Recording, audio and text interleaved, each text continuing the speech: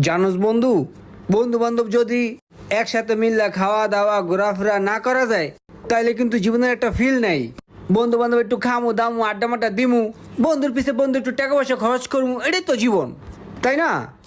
অনেকে টাকা ছাড়া কিছুই বোঝে না। আরে টাকাই কি জীবনের সব? টাকার জন্য কি পৃথিবী? টাকা তো মানুষই কামায়, এই জিনিসটাই অনেক পোলাপাইনে বোঝে না।